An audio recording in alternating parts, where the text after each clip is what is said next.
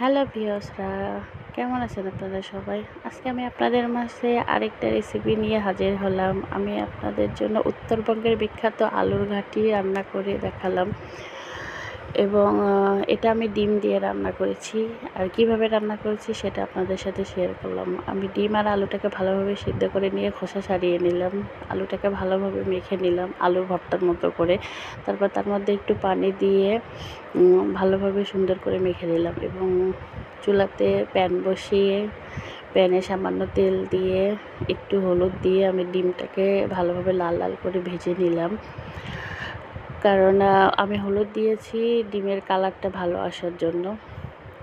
তারপরে সেই লাল লাল ডিম ভাজিটা আমি উঠিয়ে নিয়ে সেই প্যানে আমি আরেকটু তেল দিয়ে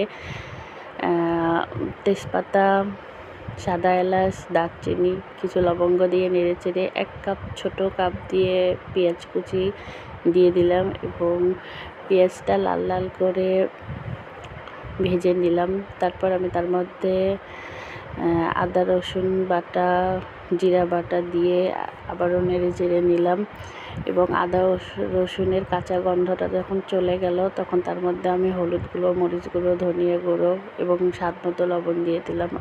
আপনারা আপনাদের স্বাদ মতো লবণ, হলুদ বা মরিচ দিতে পারেন। আমি আমার মতো করে দিয়েছি। আমি সব কিছু হাফ চামচ দিয়েছি, শুধু মরিচ আর লবণটা 1 চামচ দিয়েছি। তারপর তার মধ্যে সামান্য একটু পানি দিলাম যাতে না লেগে যায়, দিয়ে আমি ঢাকনাটি ঢেকে দিলাম। তারপর মশলাটা যখন ফুটে গেল তখন আবারও ভালোভাবে নেড়েচেড়ে মশলাটাকে কষিয়ে নিলাম এবং মশলাটা থেকে যখন তেল বেরিয়ে আসবে তখন তার মধ্যে আমি সেই মেখে রাখা আলুটা ঢেলে দিলাম এবং আলুর সাথে মশলাটা অনেক ভালোভাবে কষালাম। কারণ আপনি এই আলুর সাথে মশলাটা যত ভালোভাবে কষাবেন আপনার আলুর ঘাটির টেস্টটা তত ইয়াম্মি হবে। কারণ এই মশলার সাথে আলু কষানোর ওপরেই আপনার আলুর ঘাটের স্বাদটা নির্ভর করতেছে। তাই খুব ভালোভাবে মশলা আর আলুটা কষিয়ে নেবেন। এবার একটু পানি দিয়ে দিবেন। তারপর ঢাকনা দিয়ে ঢেকে দিয়ে পানিটা যখন ফুটে আসবে তখন তার মধ্যে আপনি ডিম দিয়ে দিবেন এবং ডিম দিয়ে আবারও একটু ঢেকে দিবেন। ঢেকে দেওয়ার পর পানিটা আবারও যখন ফুটবে এবং 2-3 মিনিট জাল হবে তারপর আপনি ঢাকনাটা তুলে কিছু পেঁয়াজ বেরেস্তা, পুদিনা পাতা এবং 4-5টা কাঁচামরিচ দিয়ে আমি আবারও ঢেকে দিলাম।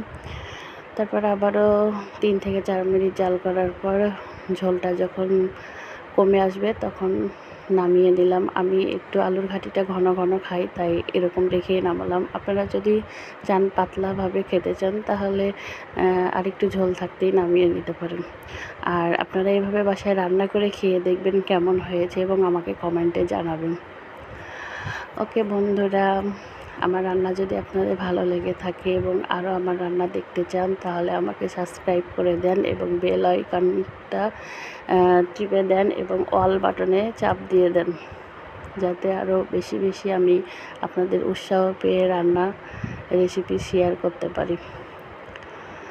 তো দেখেন আমার রান্নার রেসিপির কালারটা কত সুন্দর আসছে এবং আমার খেতেও অনেক